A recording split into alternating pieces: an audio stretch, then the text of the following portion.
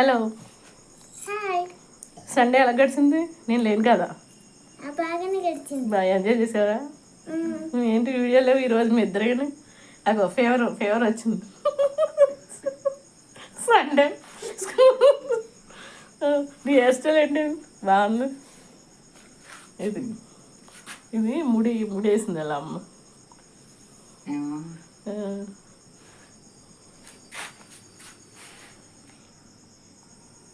పొద్దున్న వాళ్ళ అన్నయ్య వీడియో తీస్తానంటే వద్దని అసలు సహకరించలేదండి.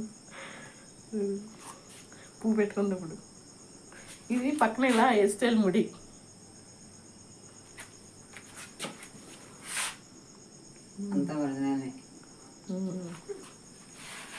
అది